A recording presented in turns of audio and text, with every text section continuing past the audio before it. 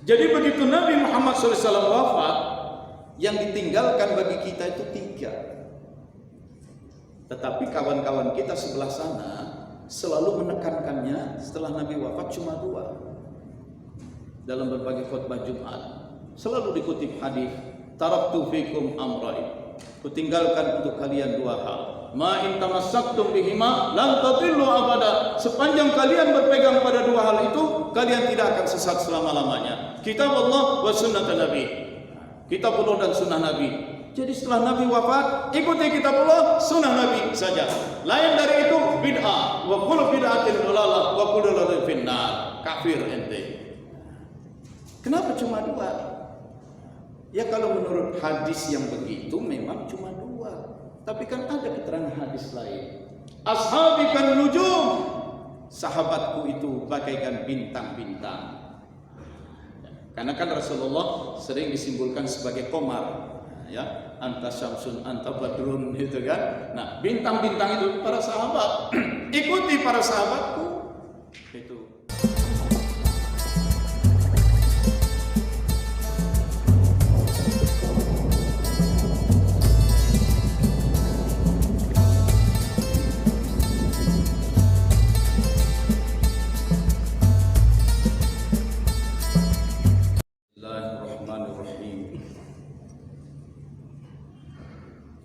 Saya pribadi, tapi juga Masya Allah,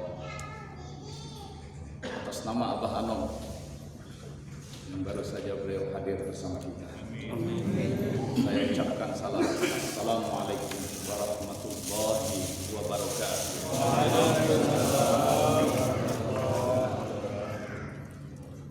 Alhamdulillah Rabbil Alamin, wa bihi nasta'inu ala umuri dunya waddin. Ashhadu an la ilaha illallah wahdahu la syarika lah, wa ashhadu anna Muhammadan abduhu wa rasuluhu la nabiyya ba'da. Allahumma salli wa sallim wa barik alaihi. Allahumma iftah lana bi futuhil 'arifin. Rabbana iftah bainana wa baina qaumina bil haqqi wa anta khairul fatihin. Walhamdulillahi rabbil alamin. Wa ila hadratin Nabi Muhammad sallallahu alaihi wa sahbihi wa masyayikhina fi tariqah khususan Al-Fatihah.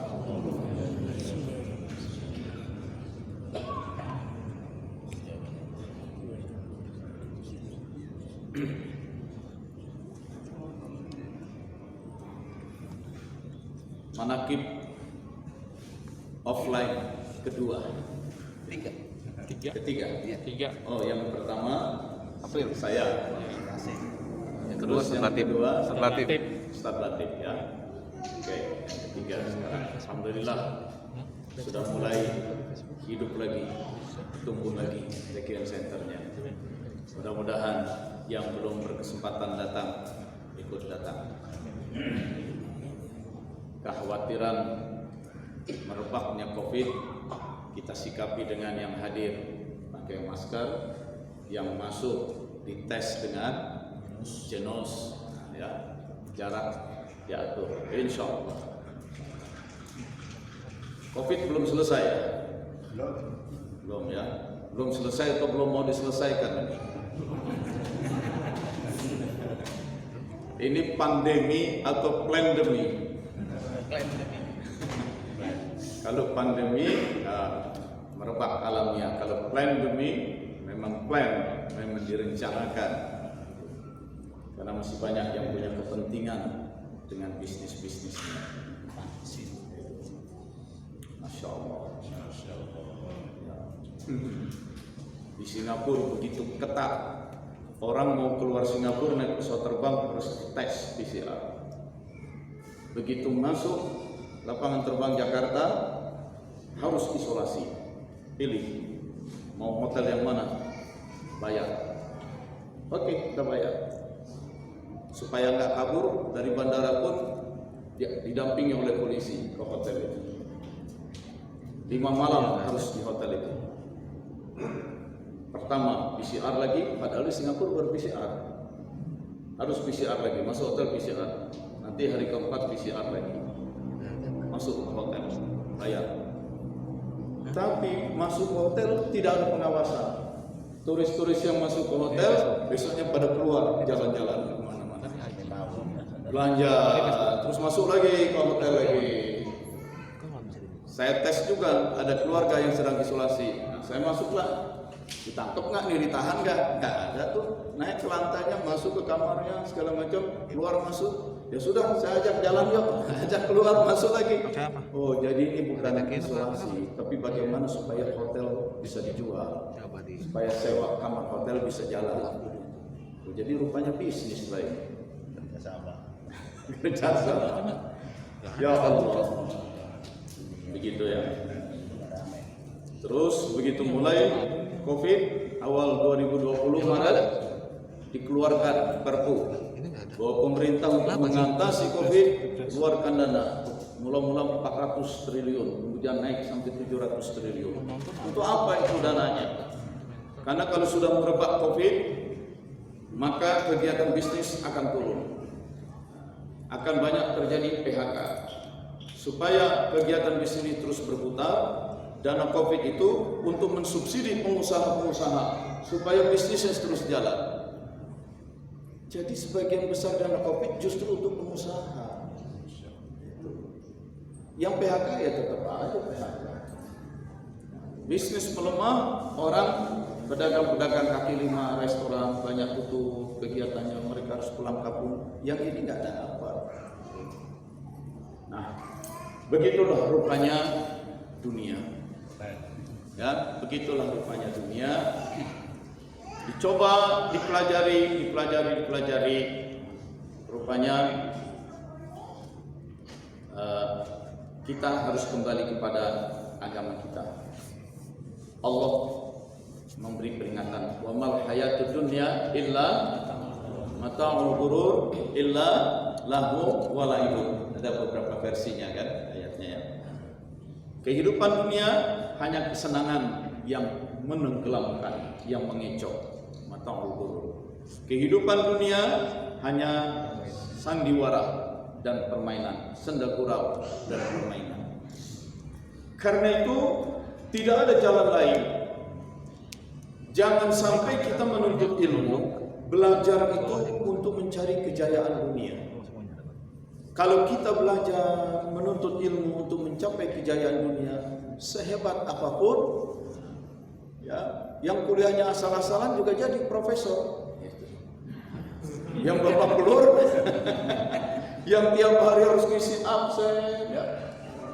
S1, S2, S3, udah payah-payah S3, Samsung S21 langsung. Jadi itulah dunia, mata'ul ghurur. Ya. Menuntut ilmu jangan untuk mendapatkan kejayaan dunia. Ya. Begitu juga dalam yang lebih real, menuntut ilmu jangan untuk kaya. Karena soal kaya itu tidak ada kaitannya dengan ilmu ternyata. Bahkan soal kaya tidak ada kaitannya dengan kerja. Karena urusan kaya itu, urusan rezeki itu kaitannya dengan takdir Allah. Allah tentukan begitu. Tetapi bahwa menuntut ilmu suatu kewajiban, lakukan. Bahwa bekerja itu suatu kewajiban, lakukan.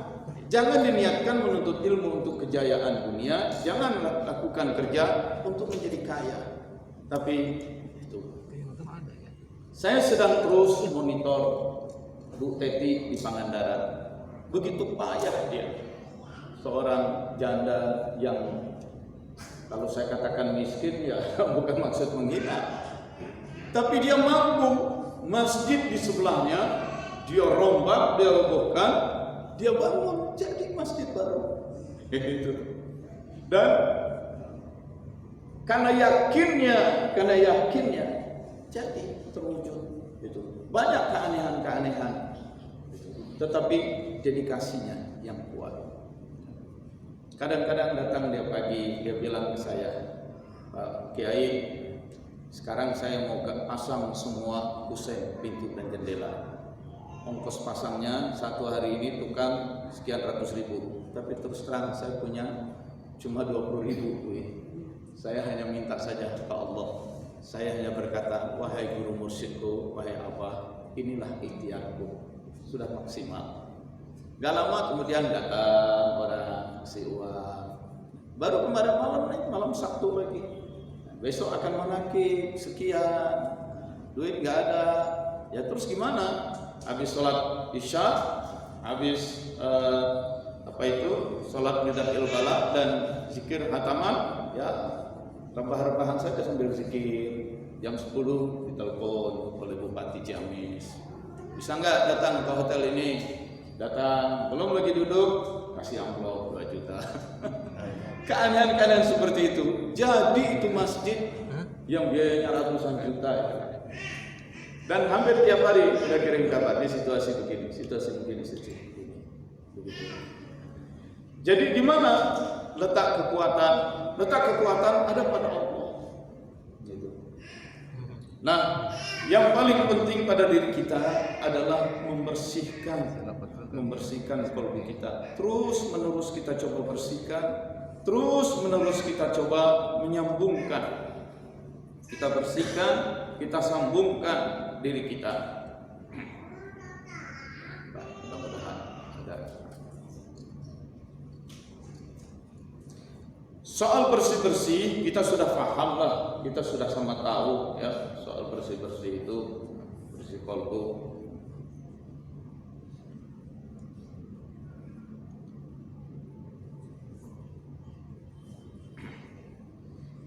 Zikir kita itu terdiri dari zikir jahar, apalagi yang baru pertama kali hadir ya. Dan yang paling penting zikir jahar itu kan ditalkinkan dulu.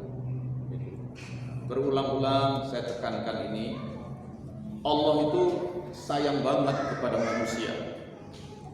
Karena sayangnya Allah, manusia itu tidak dibiarkan sendiri.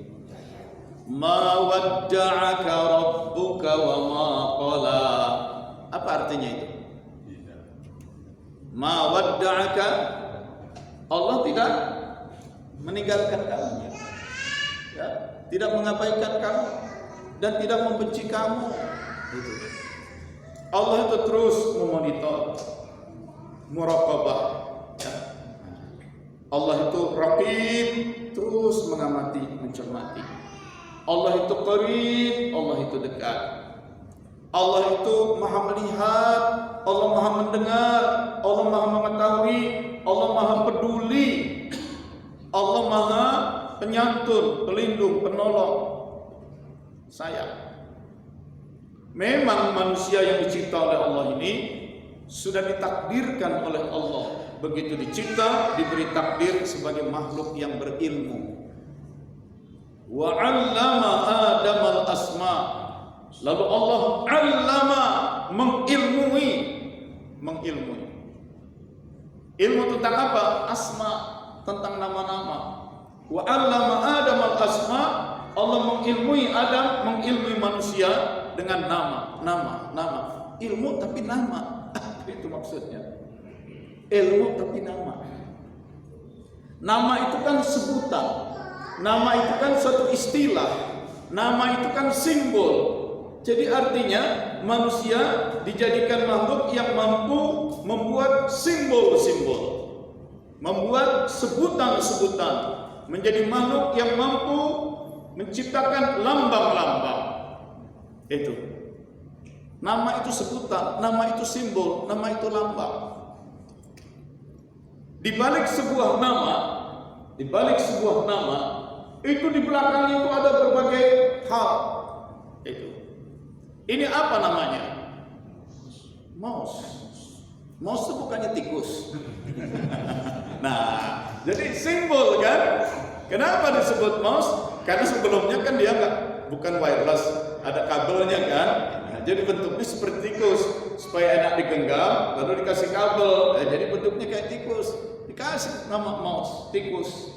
Masuk bahasa Indonesia, mouse diterjemahkan jadi tetikus. Jadi bukan tikus, kalau tikus binatang, tapi tetikus. Nah, itu.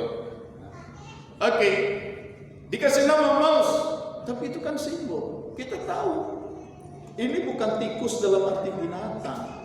Ini dikasih nama tikus sebagai nama, sebagai simbol karena bentuknya. Berarti dari sebuah nama di dalamnya ada keterangan tentang bentuk. Dari sebuah nama ada keterangan tentang fungsi. Pada sebuah nama, sebuah simbol ada keterangan tentang asal, tentang komposisi, tentang tujuan. Jadi dengan diberi kemampuan simbol, manusia itu punya kemampuan merangkum banyak keterangan, merangkum banyak informasi, merangkum banyak data hanya menjadi sebuah kata. Dan itu yang membuat manusia menjadi lebih hebat dari makhluk lain.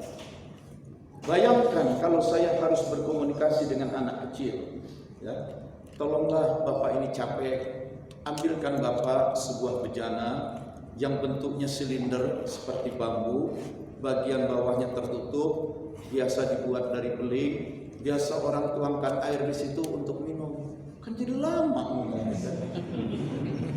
Tapi itu anak udah ngerti. Tolong ambilkan bapak gelas. Tolong ambilkan bapak gelas. Dan kalau orang tua atau kita sebagai orang tua pulang dari mana-mana capek, kita bilang sama, tolong ambilkan bapak air. Apa yang dilakukan oleh anak kita? Dia ambillah gelas diisikan air untuk minum. Padahal kita bilang, tolong ambilkan bapak air. Kenapa nggak diambilin aja ember air, satu ember? Kan yang kita minta air. Kenapa nggak diambil saja satu panci air, satu panci? Tolong ambilkan bapak air. Yang dia minta, yang diambilkan air minum. Nah di sini manusia itu makhluk yang bersimbol, dan terhadap sebuah simbol, sebuah sebutan, sebuah istilah, sebuah lambang, itu di belakangnya ada macam-macam keterangan. Ada tentang bahannya, ada tentang fungsinya, tujuannya, komposisinya, asalnya, manfaatnya, macam-macam. Dan orang tuh mengerti. Tadi lagi, ini apa namanya? Mouse, tikus. Tapi karena saya pegang di depan laptop, orang ngerti.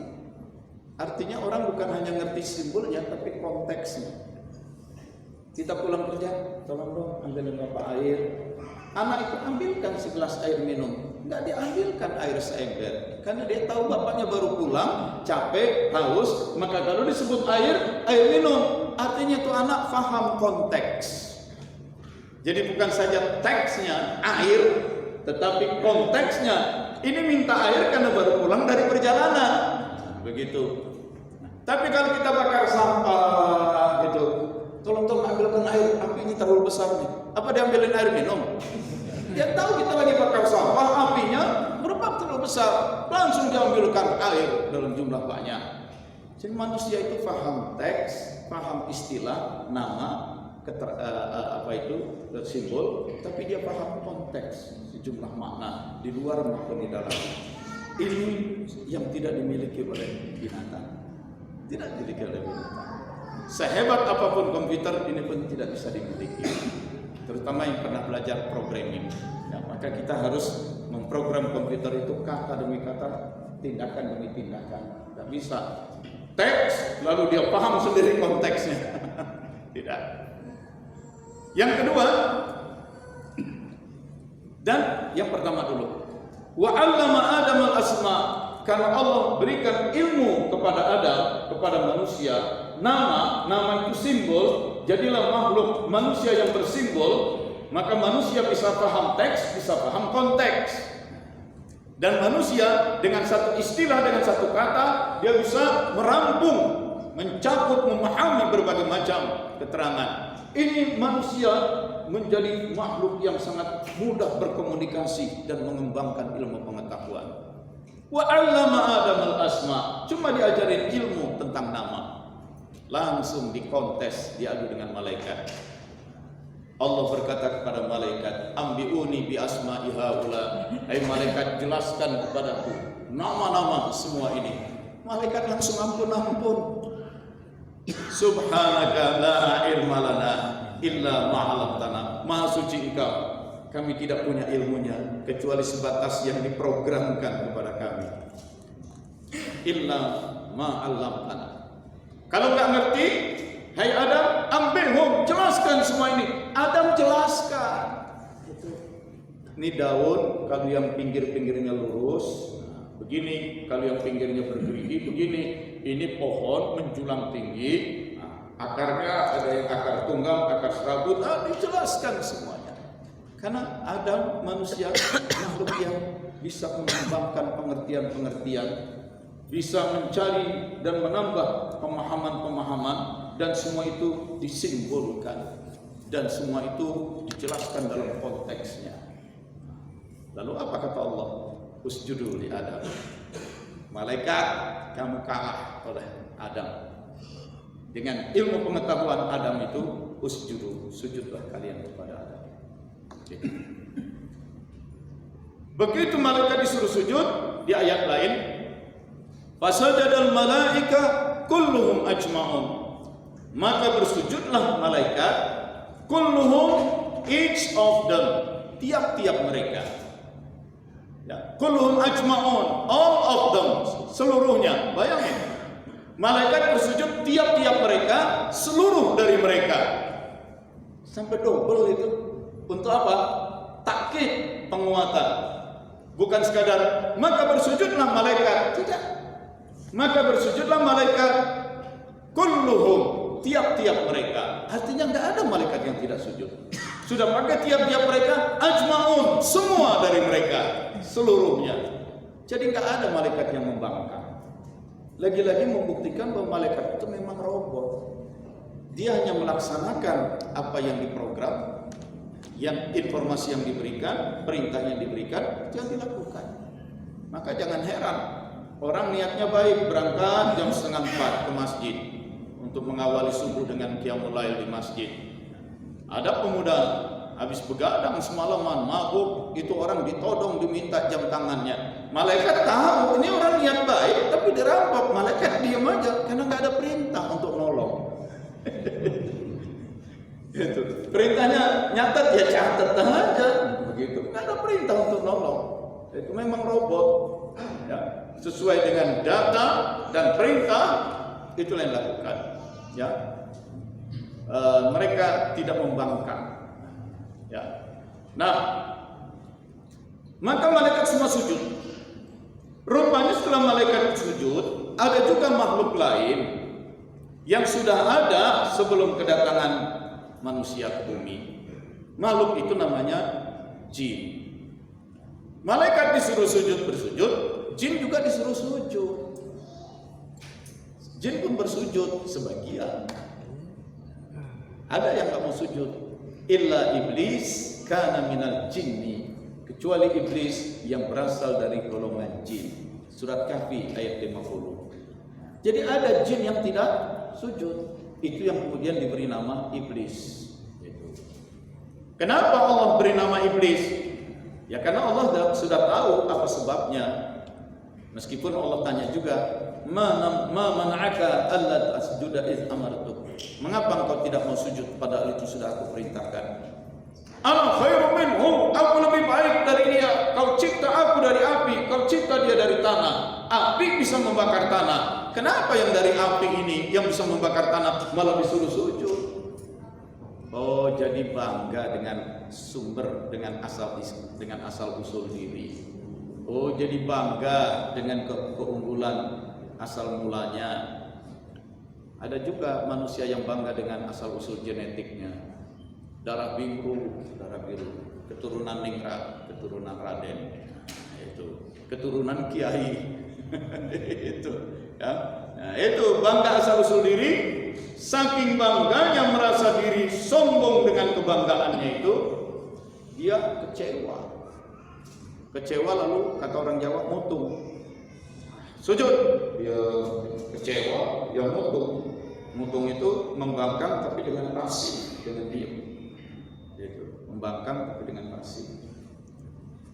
Kecewa lalu membangkang dengan mutung pasif. Itu dalam bahasa Arab disebut ablasa. Ablasa itu kecewa, lalu saking kecewanya dia membangkang dengan pasif, mutung dia. Itu. Minggir, nggak mau dia minggir. Bangkit, nggak mau dia bangkit. Ablasa. Maka pelakunya disebut iblis. Illa iblis, kecuali iblis, dia yang kecewa lalu membangkang secara pasif, kana minal jinni, yang berasal dari golongan jin. Itu. Lalu Allah beritahu, "Hai Adam, lihat kan, ternyata kamu punya musuh sekarang. Kamu punya musuh."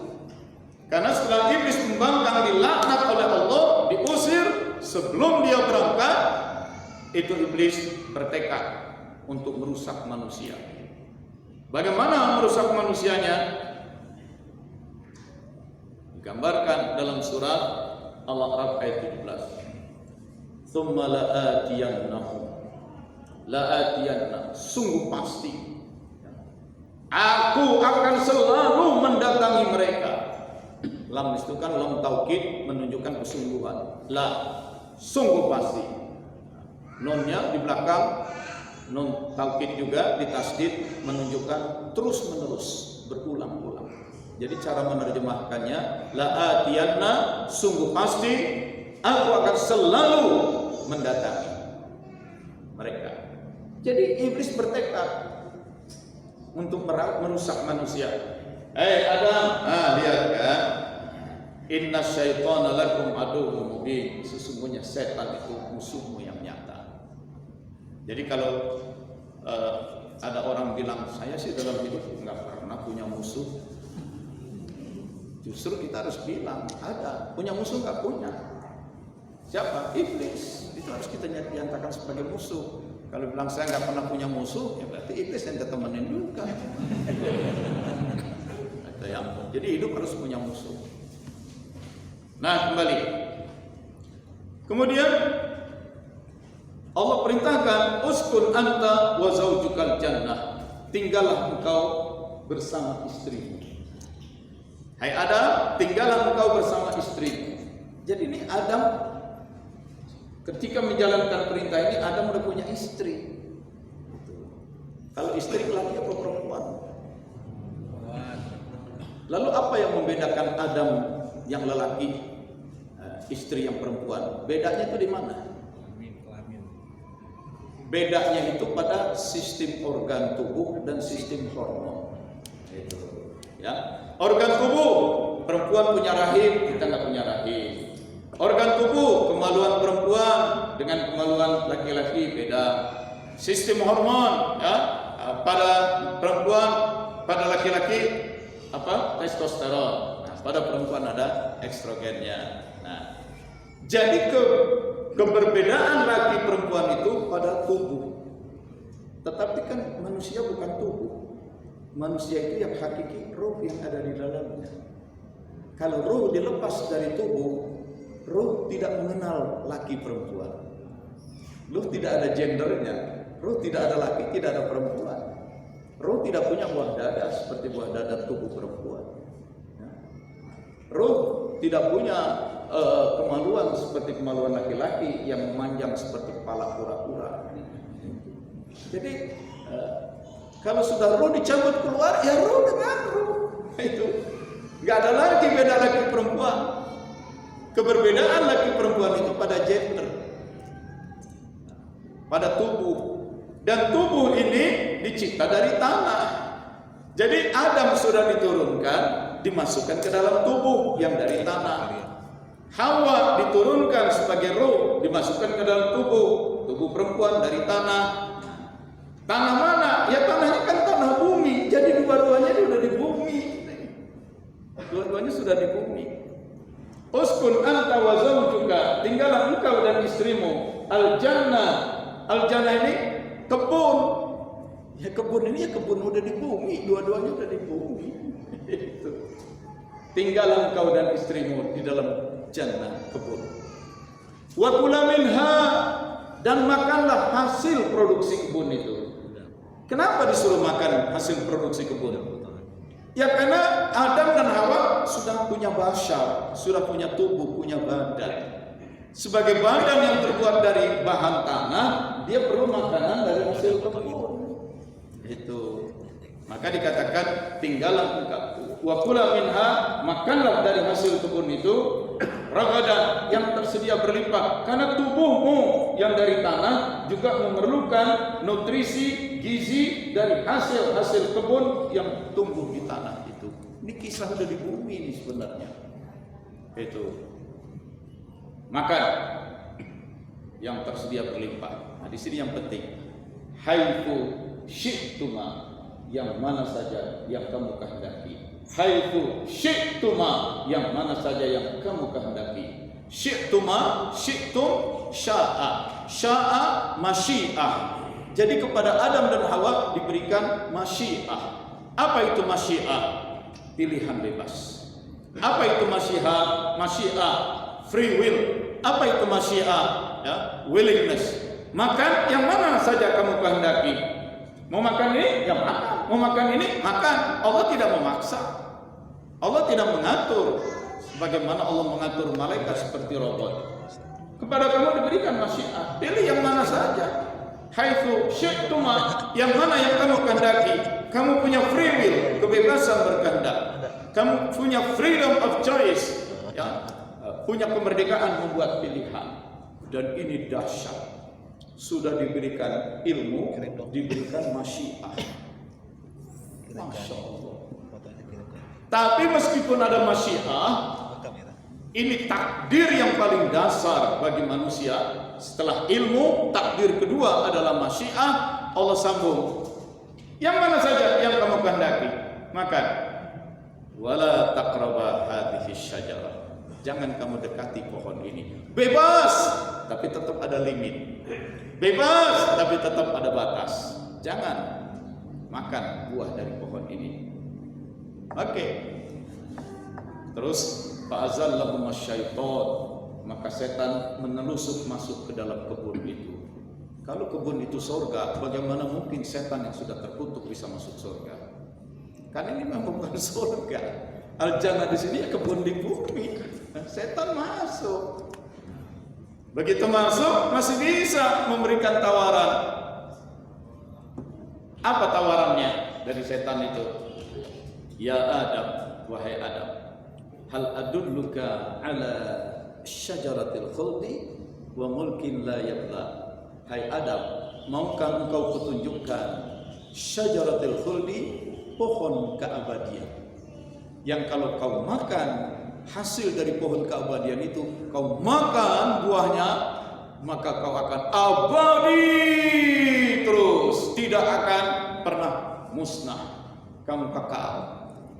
Dan kalau kau makan buah pohon itu, kamu akan memiliki mulk la yabla, kekuasaan tanpa batas. Bayangkan, abadi, powerful tanpa batas.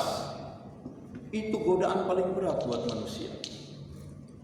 Dan apa yang terjadi? Kakek kita kan larut pada godaan itu. Meskipun awalnya ragu-ragu, kemudian akhirnya istrinya makan, suami juga ikut makan. Begitu dimakan buah itu, apakah muncul keabadian itu? Tidak, itu hanya tipuan.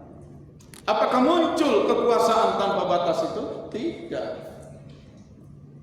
Justru yang terjadi, pakaian rontok, kelihatanlah kemaluan dan hal-hal yang memalukan. Maka Adam dan Hawa sibuk nyari dedaunan, dirangkai-rangkai untuk jadi penutup kemaluan.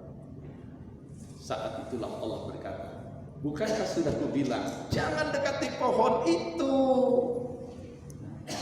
Ya ini gara-gara iblis. Ya iblis, kenapa kamu ikuti? Bukankah dari awal sudah dikasih tahu, setan itu musuhmu yang nyata, iblis itu musuhmu yang nyata, jangan nyalain iblis lagi. Ya karena kepengen keabadian, pengen kejayaan, powerful, kekuasaan tanpa batas. Nah sekarang sudah kamu makan, sudah terjadi maksiat, sudah terjadi pelanggaran, larangan Allah sudah kamu langgar. Dapat nggak kekekalan itu? Akhirnya pensiun juga, padahal udah kedukun sana sini. Akhirnya copot juga jabatan. Itu nggak ada kekekalan. Dapat nggak kekuasaan tanpa batas? Akhirnya hilang juga kekuasaan kropos. Kekuasaan dari jabatan pensiun, kekuasaan keropos. Kekuasaan dari dalam, kekuatan dari dalam pun keropos. Mulai kena diabetes, mulai kena asam urat naik, darah tinggi, kemudian jantung, keropos. Kamu nggak bisa. Yang jelas sudah terjadi pelanggaran. Itu. Gara-gara setan? Enggak. Dari awal udah kasih tahu setan itu musuhmu yang nyata. Menyalahin siapa lagi? Ya lupa. Enggak tahu sih. Dari awal udah dikasih tahu. Wala taqrabu hadhihi syajarah. Dari awal udah kasih tahu. Jangan bilang enggak ada peraturannya. Jangan bilang enggak tahu. Terus gimana? Ada enggak punya alasan lain. Keluarlah doa pertama dari anak manusia. Rabbana zalamna anfusana wa illam taghfir lana wa tarhamna lanakunanna minal khasirin. Ya Tuhan kami memang zalim terhadap diri kami sendiri. Kalaulah Engkau tidak berikan ampunan kepada kami atas kezaliman itu, Engkau tidak berikan rahmat kasih sayang kepada kami rugi terus. Ya sudah, yang sekarang semua hidup bakal susah katanya, sembako mau dipajakin lah, itu mau dipajakin. Ya udah, Rabbana zalamna anfusana, ya Tuhan kami emang kami yang zalim, salah milih kemarin. Rabbana zalamna anfusana, ya Allah memang salah berpihak, memang kami juga yang jadi buzzernya. Nah, makanlah itu, nah, terima itu. Rabbana zalamna anfusana. Sekarang kita udah sama-sama minta ampun aja, minta rahmat dari Allah. Inilah, jadi manusia meskipun dijadikan makhluk yang berilmu, dijadikan makhluk yang memiliki masyiah, masyiah, ingat itu. Ilmu tentang simbol, ilmu asma dan masyiah, manusia menjadi makhluk yang kreatif. Ternyata ada titik lemah manusia. Titik lemahnya di mana? Hasrat keabadian, hasrat kejayaan. Di situ titik lemah, dan setan masuk dari situ, iblis masuk dari situ. Karena Allah sayang kepada manusia, pinter ya pinter, kuat ya kuat, bisa menghasilkan teknologi, menghasilkan persenjataan, tapi juga kamu punya titik lemah, dan kelemahan itu bisa dimanfaatkan oleh iblis. Nah, karena Allah sayang, Allah utus setiap manusia ada rasul. Walikulli qaumin had, untuk setiap kaum Allah utus pembawa petunjuk, al-hadi. Walikulli ummatir rasul, dan untuk setiap umat ada rasul. Untuk setiap umat ada rasul, setiap umat ada rasul, setiap umat ada rasul. Untuk setiap kaum ada pembawa petunjuk masing-masing. Dan sampailah nanti di zaman akhir, ketika kehidupan di dunia mulai menyatu secara global, maka diutuslah satu rasul yang global. Itulah Muhammad sallallahu alaihi wasallam. Ya. Wa ma arsalnaka illa kafatan linnas. Tidak aku utus engkau kecuali kafatan linnas, untuk manusia secara global. Sebelumnya wa ila adin, kepada bangsa Ad, wa ila Thamudin, kepada bangsa Thamud, wa ila Madian, bangsa Madian. Kemudian untuk Bani Israel, untuk bangsa tertentu ada rasul, ada pembawa petunjuk. Semua nabi sebelum Muhammad SAW untuk bangsa tertentu, untuk negeri tertentu. Tapi ketika hidup manusia menyatu secara global, diturunkan Muhammad SAW untuk global juga. Dan jadilah itu nabi yang pamungkas. Itu, dan Rasulullah itu adalah rahmat dari Allah. Wa ma arsalnaka, tidaklah aku utus engkau hai Muhammad, illa rahmatan lil alamin. Yang jadi rahmat itu adalah Muhammad sallallahu alaihi wasallam. Lalu bagaimana munculnya Islam rahmatan lil alamin? Mestinya dituju itu pribadi, individu rahmatan lil alamin, bukan Islamnya. Kalau Islamnya itu sudah terjadi seluruhnya, tapi individunya. Karena yang rahmatan lil alamin kan bukan Islamnya, Muhammadnya. Lalu kita mengikuti Muhammad, kita bentuk karakter kepribadian yang seperti Muhammad SAW. Jadilah kita pun rahmatan lil alamin, bukan Islam yang rahmatan lil alamin, Muslim rahmatan lil alamin. Kita yang harus menjadi rahmat bagi alam. Karena itu harus hidup ini harus ada manfaatnya, harus ada sumbangannya, harus ada kontribusinya bagi sekitar. Punya harta, berkontribusi dengan harta. Nggak punya harta, punya ilmu, berkontribusi dengan ilmu. Berkontribusi dengan tenaga, berkontribusi dengan apapun. Bahkan ketika malam doa, berkontribusilah dengan doa. Maka para sufi, kalau doa itu bukan lagi mikirin aku, ya Allah ampuni aku, sayangi aku, angkat derajatku, masukkan aku ke dalam surgamu. Tidak. Para sufi itu, ya Allah ampuni semua manusia, ya Allah sayangi kami semua, ya Allah lindungi seluruh umat Muhammad. Jadi dalam doa pun tidak ke aku, doa itu semuanya. Wah Pak, boro-boro berdoa yang orang banyak, diri aja hidup masih kebelaksak, masih susah, rugi dong kita nggak berdoa. Ini kan saat sahur, ketika Allah turun mendekat ke bumi, di saat sahur setiap doa terkabul, dijawab doa itu. Masa kita ngedoain buat orang melulu, kita aja masih susah, rugi kita. Jangan, kita terus doakan umat Muhammad SAW. Kita doakan seluruh umat manusia. Terus kita sendiri bagaimana?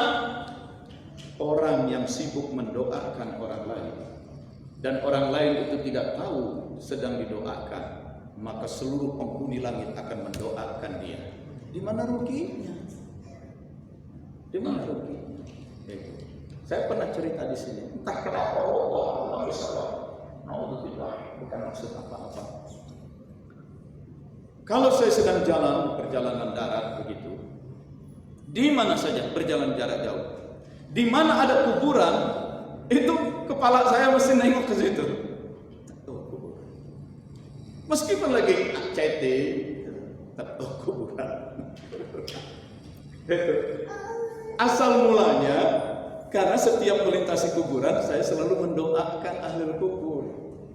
Assalamualaikum ya ahli darul muslimin. Lalu baca Fatihah untuk mereka. Mobilnya udah berlalu, tapi bacakan untuk mereka. Allahumma fir lahum warhamhum. Asalnya saya punya kebiasaan begitu. Sampai sekarang kemanapun, di mana ada kuburan, seperti kepancing begitu.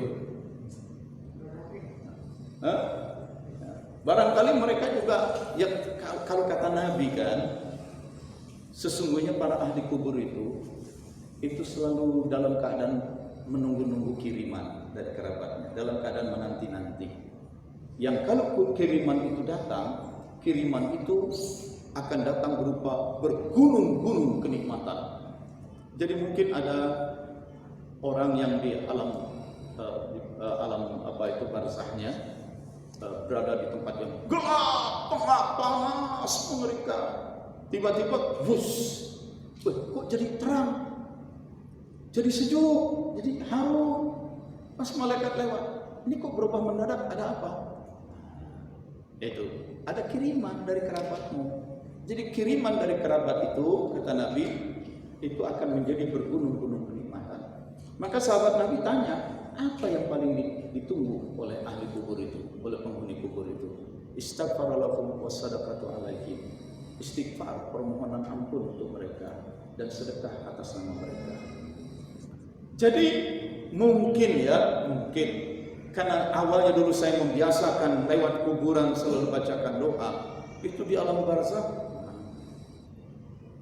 mereka udah saling cerita kali itu. Maka kalau saya mau lewat mereka udah pada nungguin. Bukan nungguin secara fisik, bukan ada di situ. Kita nggak tahu alam barzakh itu di mana, roh di mana. Bukan secara fisik mereka nongkrong, mereka bukan fisik kok. Artinya sudah ada jalinan ke sana. Gitu. Apalagi kalau di situ ada terkubur orang-orang soleh yang kita nggak tahu namanya, yang bisa jadi dulu hidupnya tukang sayur, tukang beca, nelayan, tapi di mata Allah wali. Orang-orang yang di muka bumi tidak dikenal oleh orang lain, tapi dia masyhur, terkenal di langit. Kenapa? Qiyamul lailnya, bersih kolbunya dari benci, dendam, dengki, segala macam. Di dunia ada orang biasa aja. Nah, jadi ada saluran tertentu. Oleh sebab itu, menjadi penting ziarah, begitu ya, Sarko. Ya.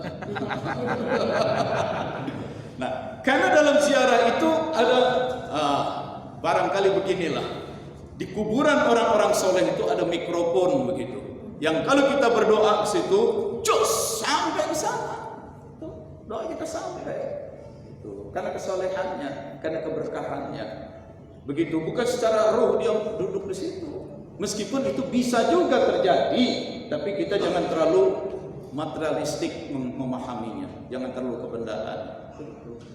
Nah, kembali tadi, cobalah kita sedang bahas bagaimana menjadi muslim rahmatan lil alamin. Kalaupun kita nggak bisa kasih uang, nggak bisa kasih ilmu, bacain aja Fatihah umat itu, bahkan terhadap ahli kubur pun. Jadi pengalaman saya begitu, sering lewat kuburan, baca Fatihah, doakan, sehingga kemana jalan, seperti kemarin Jakarta, Pekalongan, Jogja, Jepara balik Semarang, itu selalu naik mobil tuh. Tiap akan melintasi kuburan lihat aja keseret begitu. Ya, ini kan dari kebiasaan. Jadi kita bikin kebiasaan yang baik sehingga kebiasaan itu menjadi habit, dan nggak ada salahnya. Kuburan siapa baca Fatihah. Itu. Terus ada yang bilang, pantesan udah banyak orang mau nyantet Pak Wahyudin nggak tembus-tembus. Rupanya pada datang pembelanya. Itu omongan orang sebelah sana. Lagi ngapain nyantet-nyantet? Nah, kepada Rasulullah SAW ini yang rahmatan lil alamin, yang Allah utus karena sayangnya Allah kepada manusia. Allah utus karena sayangnya Allah kepada manusia untuk memberikan bimbingan. Karena manusia biar pintar tapi juga bego, manusia biar kata kreatif tapi juga ternyata sering kalah oleh keserakahannya. Maka diutuslah rahmatan lil alamin. Kepada beliau Allah sampaikan ajaran-ajaran, Allah sampaikan petunjuk-petunjuk kitabullah. Dan kalaupun kitabullah itu, petunjuk ajaran itu tidak rinci, tidak menuntaskan ya, karena di dalam Quran saja sholat kan nggak ada rinciannya. Maka kepada Rasulullah fa'alhamaha, diberikan ilham untuk menjabarkannya, merincikannya. Maka dari Rasulullah keluar ajaran-ajaran bagaimana melaksanakan apa yang ada di dalam kitabullah yang masih berupa prinsip-prinsip dasar. Rinciannya, praktek teknisnya diajarkan oleh Rasulullah. Itu sunnah Rasul. Dan Rasulullah juga menyiapkan kader-kader dari orang-orang yang hidup di sekitar beliau. Itu para sahabat. Di antara para sahabat ada yang dikader khusus. Maka di antara para sahabat itu ada yang nanti ilmunya tinggi, jadilah alim, jamaknya ulama. Ada yang gemar ibadah, mendekatkan diri kepada Allah sehingga Allah menganggapnya wali, jamaknya aulia. Ada di antara para sahabat yang banyak berbuat kebajikan, ya, melakukan amal saleh, jadilah mereka salihin. Di antara para sahabat ada yang ulama, ada yang aulia, ada yang solihin, ada yang tiga-tiganya sekaligus. Ya. Dia ulama juga, aulia juga, mereka solihin juga. Solihin karena banyak amal solehnya, banyak manfaatnya. Ulama karena ilmunya, aulia karena ibadahnya. Ini kader unggulan. Lalu Rasul wafat.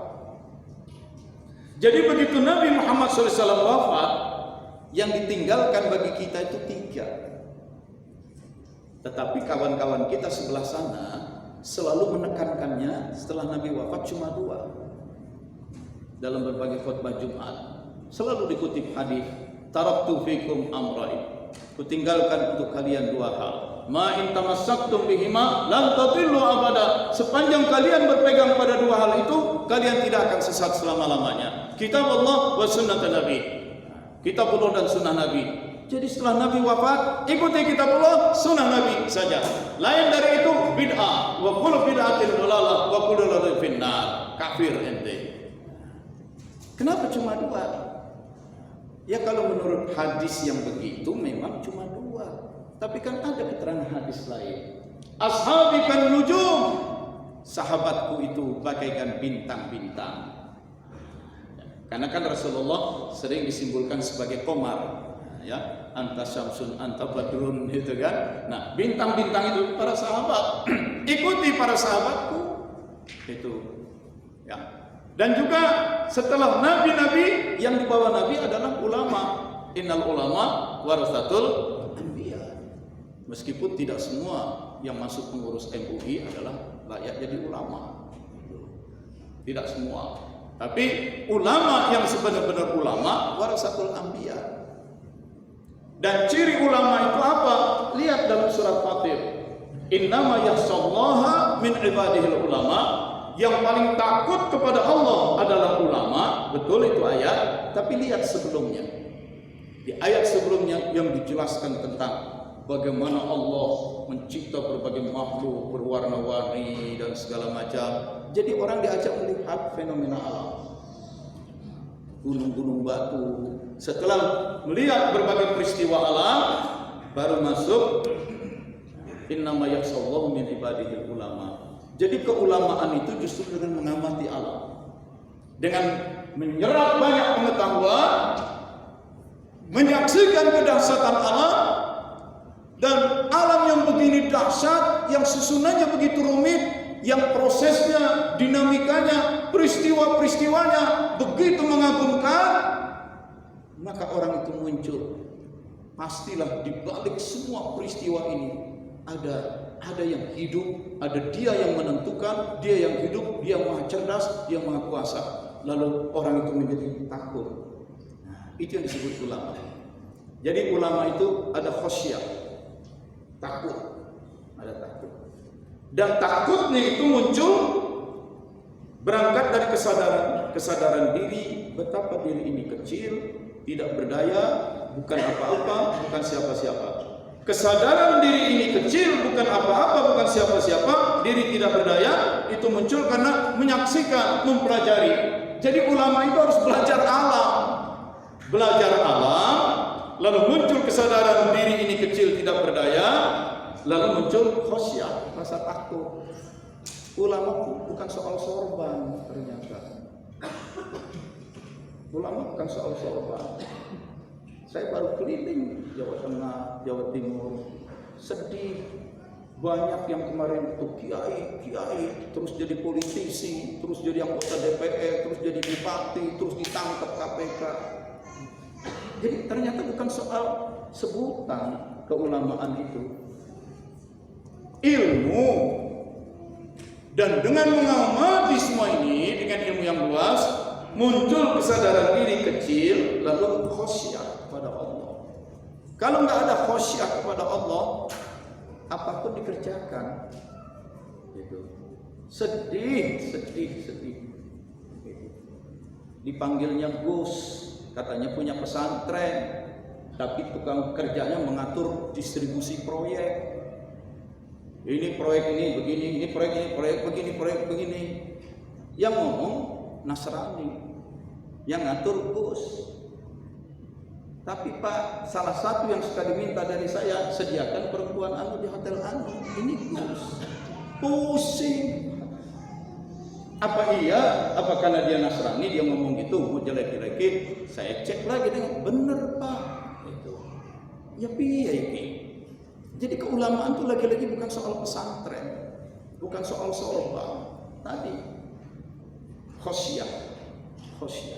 Mari sama-sama kita tumbuhkan khosyah, rasa takut kepada Allah. Allah itu ada, Allah itu menyaksikan kita, Allah itu melihat, Allah tahu semua masa lalu kita, Allah itu dekat. Selama ini juga kita udah ditolong oleh Allah yang mengatur detak jantung kita. Saat kita tidak peduli, saat kita lengah, jantung terus berdegup, itu Allah yang mengatur. Aliran darah, Allah yang mengatur. Metabolisme di dalam sel, sehingga dia bisa menyerap nutrisi, mengubahnya menjadi energi, lalu melakukan regenerasi sel. Itu Allah ada, Allah dekat, Allah tahu, Allah peduli. Sampai sekarang kita nggak kena COVID karena memang Allah tidak kenakan. Allah lindungi. Allah lindungi. Terus gimana? Mau berbuat apa dengan Allah yang begitu dekat, dengan Allah yang begitu tahu? Tumbuhkan khasyah. Soal Anda nggak bersorban, nggak dipanggil kiai, nggak jadi masalah. Nah, tapi Allah tahu. Para malaikat di sisi Allah itu tahu. Tumbuhkan khasyah. Nah, jadi setelah Rasulullah wafat, 3 yang ditinggal: kitabullah, sunnah Rasul, para kader, ulama yang khasyatullah. Tidak bisa diabaikan hanya dengan bilang setelah Nabi wafat ikuti Quran, hadis saja, kitabullah, sunnah Nabi saja. Tidak. Mohon maaf, pola pemikiran salafi wahabi seperti ini kesalahan yang sangat fundamental. Dengan begitu terjadi pengabaian terhadap ulama, aulia dan sholihin. Itu. Nah, nanti setelah Nabi wafat, mereka lah yang melanjutkan membimbing manusia lainnya. Membimbing bagaimana? Mengajarkan kitabullah, mengajarkan sunnah Rasul. Kalau nanti sunnah Rasul itu kan ada teks, ada konteks. Rasul hidup di Mekah, di Madinah. Jadi hadis-hadis itu konteksnya konteks Mekah, konteks Madinah. Bagaimana hadis di Indonesia zaman sekarang ini? Konteksnya udah beda. Dulu belum ada internet di Mekah, Madinah. Itu. Maka pada konteks yang berbeda ini diperlukan tafsir-tafsir baru, interpretasi baru. Disitulah tugas para ulama, aulia dan sholihin untuk melakukan ijtihad. Dari ijtihad itulah dimunculkan pendapat-pendapat baru, fatwa-fatwa. Ini bukan pendapat orang biasa, orang sembarangan. Ini pendapat orang yang aulia, yang ulama, yang sholihin, yang pendapat dari orang yang sangat bertanggung jawab dan bisa dipertanggungjawabkan. Itulah fatwa. Itu. Dan mereka pun selain memberikan pendapat-pendapat, fatwa-fatwa, juga mencontohkan, dan karena itu meninggalkan kisah-kisah keteladanan akhlak. Kisah keteladanan akhlak itu namanya manqobah, jamaknya manaqib. Jadi bagaimana Umar bin Abdul Aziz, ya, begitu tahu kalau malam, dulu belum ada Umar bin Abdul malam itu keliling ke desa-desa gurun pasir, kedengaran ada orang lagi nangis dan segala macam, anaknya nangis. Ketuk pintu, kenapa anakmu nangis? Kelaparan. Apa kamu nggak masak? Ya masak sih. Terus kenapa anakmu nangis terus? Masakannya nggak mateng-mateng. Apa yang kamu masak? Dibuka tutup pancinya batu.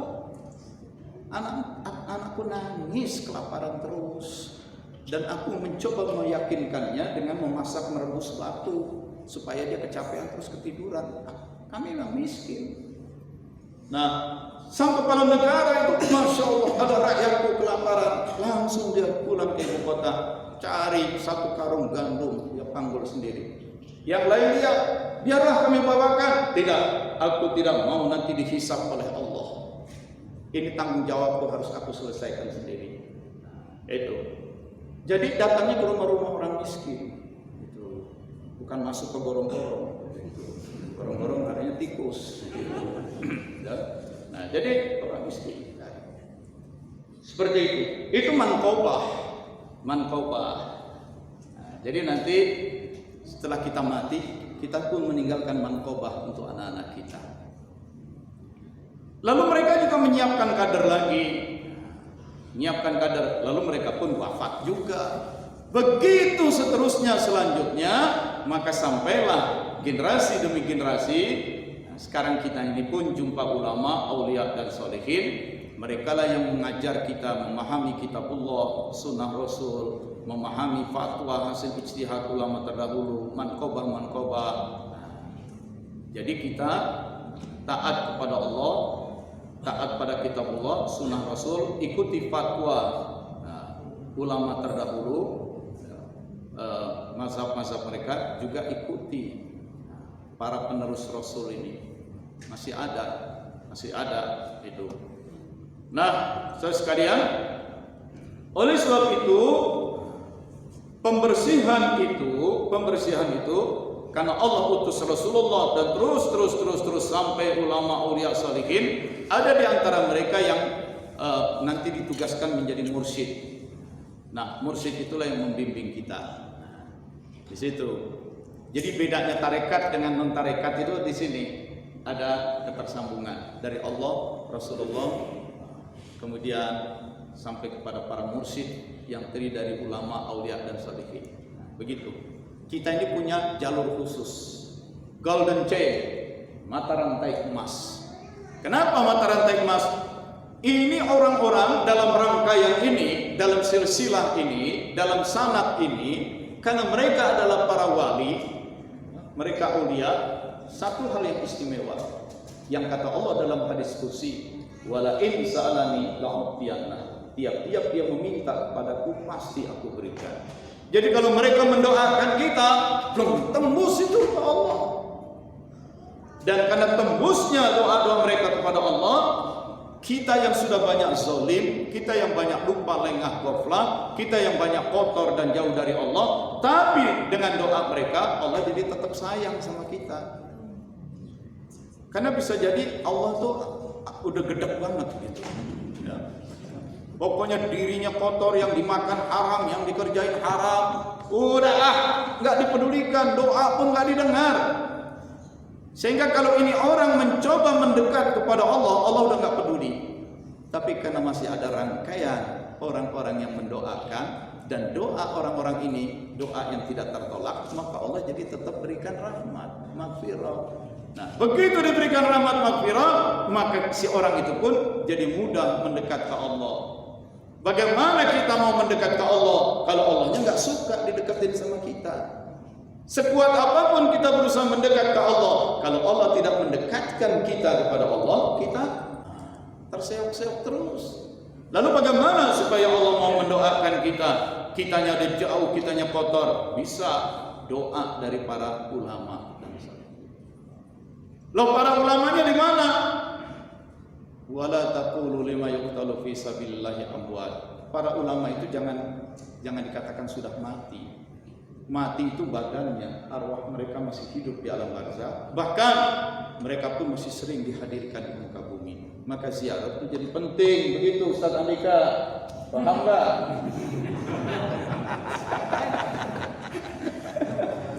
Di masa Arkub diajarin. Itu ya. Jadi ziarah itu penting tuh begitu. Ya, jangankan ziarah, kita nggak ziarah kuburnya, tawasul itu penting. Terus tawasul, bacakan Fatihah.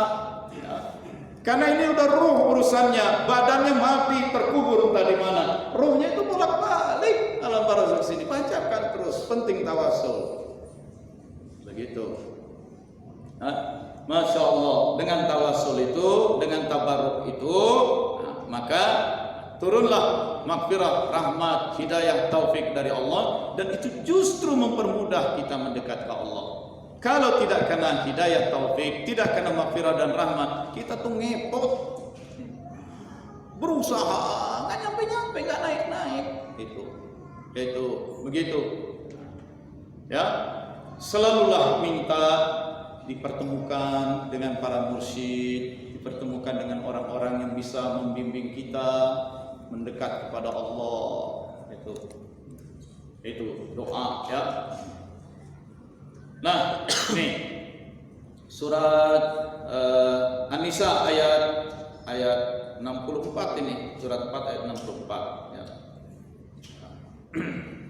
Ya, sesungguhnya kalau orang-orang zalim itu ya, walau annahum idzalamu anfusahum, kalaulah orang-orang zalim itu bahkan zalimnya saking kebangetan, zalim terhadap diri sendiri, ja'uka, mendatangi engkau hai Muhammad, fastaghfirullah, lalu seorang zalim itu memohon ampunan kepada Allah, tapi saking zalimnya permohonan ampun dicuekin sama Allah.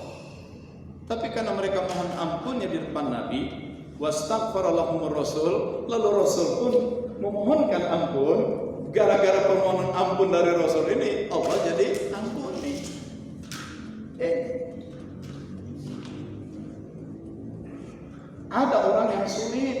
kehidupan dunianya, tapi dia pulang kampung, dia bersimpuh, dia letakkan wajahnya di lutut ibunya. Bu, saya mohon maaf Bu, mungkin memang saya dulu pernah berbuat nakal, selama ini saya sibuk cari sana sini sampai lupa teguran sama ibu. Lalu si ibu terenyuh, anaknya udah tobat-tobat kayak begitu. Si ibu, duh Gusti Allah, sayangi anakku. Wah, langsung des, karena doa seorang ibu langsung. Gitu. Dan itu adalah proses tabarruk. Meminta barokah dari ibu, proses tawasul. Jadi kenapa kita harus anti tabarruk? Kenapa kita harus anti tawasul? Lah kita ini sering tabarruk melalui doa orang tua kita. Kenapa tidak boleh tabarruk tawasul kepada para ulama? Kenapa nggak boleh? Kita sering tabarruk tawasul melalui ibu kita, bapak kita, itu. Ya tapi kan ulamanya udah mati. Yang mati itu badan. Jangan terlalu materialistik lah kamu. Ruh itu nggak mati, tetap ada. Ya tapi in qata amalu, sudah terputus perbuatannya. Terputus itu dia tidak bisa memberikan manfaat efektivitas untuk dirinya. Itu. Tapi doanya kepada Allah itu karena cinta Allah, Allah masih tetap menjamin. Wala in sa'alani la'utiyanna. Tiap dia meminta, pasti aku berikan. Itu. Beliau orang-orang yang sudah tercukupi dirinya. Begitu, ya.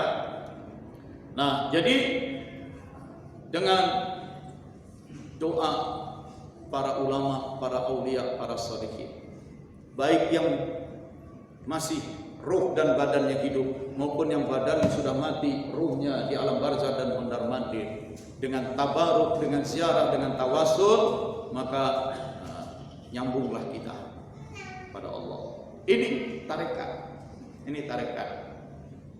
begitu, ya. Nah, mudah-mudahan dengan itu maka kalbu kita bersihkan dan tersambung kepada Allah, maka antara kita dengan Allah ada connectivity, ketersambungan, ada wusul, ya. Cukup sampai di sini hikmah ilmiahnya.